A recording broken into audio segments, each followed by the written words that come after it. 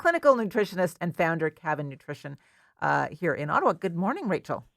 Good morning, Patricia. How are you? I am very well, thank you, except I'm looking at what I think will be your first tip for nutrition, and it's where I fare so badly. I'm looking around. I brought my water bottle in today, and I guess I didn't bring it up to the studio, so I don't have it here.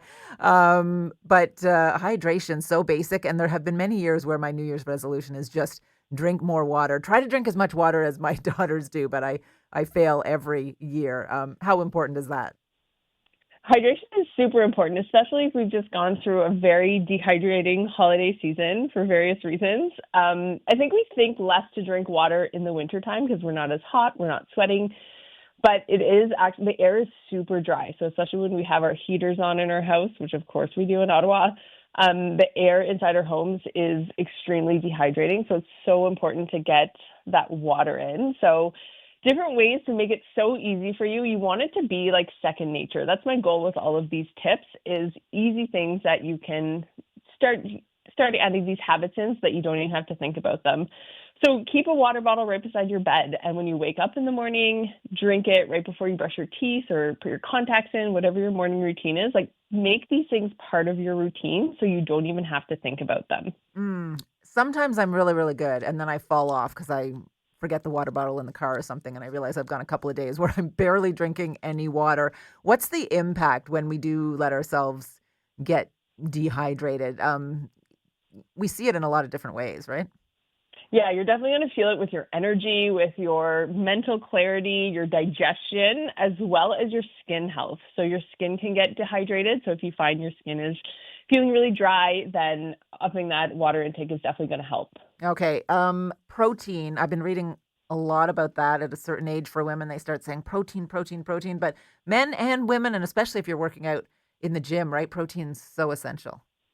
I think this is essential for all ages. So even like my children, they have it hammered into their head that they have to eat their protein no matter what. Like before they have any treats or anything, that's fine. They can have the treats, but they need to have the protein first, because protein is going to be what keeps them full and stabilizes your energy levels.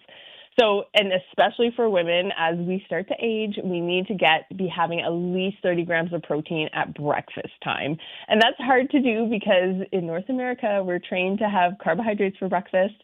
So it's really, really important to find sources of protein that you love that can be easy breakfast for you.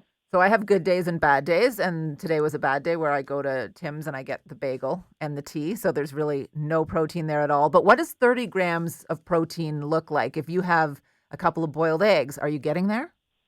Yeah, so you want to look at least 3 eggs. If you're choosing a meat or a fish option, that's going to be about the size of the palm of your hand. If you're choosing a vegetarian option, around 3/4 of a cup of Greek yogurt or legumes. Or what you could do, Patricia, in that situation is keep some protein powder at your desk at work. And then even if you have the bagel in the morning, no worries. But then when you get to work, mix up that protein powder, and then at least you're getting that protein as well. Both of my daughters are vegetarian. How much tougher is it for vegetarians to make sure they have that protein in their diet? It definitely is a little bit tougher because there's less options, but it's definitely doable. So as long as they're educated on the different sources, they can definitely do that in a healthy way.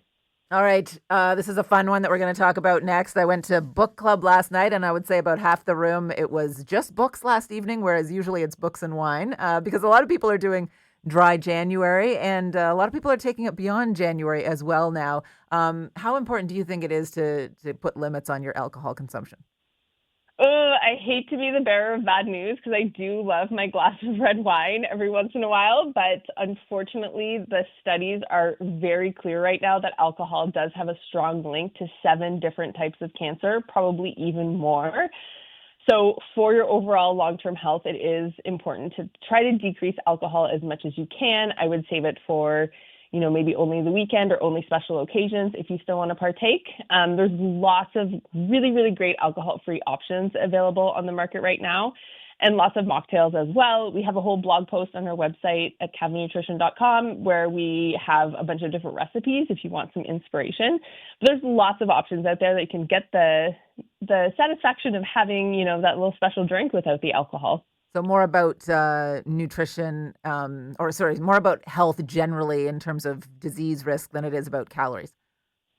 I would say absolutely. Of course, that's both, and whatever is motivating for you, use that. But I know, like, decreasing the risk of cancer is a huge motivation for a lot of people. Okay, other things that you want to limit: processed meats and sugar. Yeah, so processed meats, another known carcinogen in our diet, are the nitrates, which are the preservatives found in processed meats, so hot dogs, bacon, some lunch meats, and things like that. But again, the great news, there's always alternatives, and they have a lot of nitrate-free options. You just need to make sure that you're reading the food labels on those. And when it comes to sugar, I always say, well, the only thing I physically add sugar to is that aforementioned tea that I get with one Yeah. sugar. But obviously, we're eating a lot of sugar that we didn't add ourselves in a lot of different items. Exactly. I think we're all really aware of the sugar we're choosing to have. If we're choosing to have, cake on our birthday, or having like an afternoon piece of chocolate or something, but being mindful of all of the added sugars, which you can easily take out once you start reading food labels. So things like bread and pasta and salad dressings, these have a ton of added sugars in them, and they don't need to be there. We can flavor our foods with different things. So it's just being a mindful consumer when you're purchasing your food products. We were just talking about fitness, and one of the suggestions there is, small, manageable tasks. Keep your goals realistic. Sort of the same advice when it comes to nutrition if you're overhauling your diet. Absolutely. So I think it's important to choose one small thing at a time. So maybe that's drinking water. Focus on only that for 2 to 4 weeks until that becomes a habit. And give yourself the full year. When we make New Year's resolutions, most people get rid of their resolutions after like 2 weeks in January. So give yourself the year. If you fall off the wagon, no worries. Just get back on again. Give yourself some grace. Find that water bottle in your car, put it beside your Yeah. bed, make it happen. And Maybe buy a few water bottles, one for each location. all right, good stuff. And write it all down, right? To make sure we're actually going to follow through with what's kind of up there, sort of as a vague goal in our mind. You write it down, it solidifies. Yeah, you're actually 42% more likely to reach your goals if you write them down. So that's a super easy step you can do that gets you almost halfway there. That's a good number. 42%. Rachel, thank you very much. I hope 2025 is 42% better for you than 2024 was. Have a wonderful new year.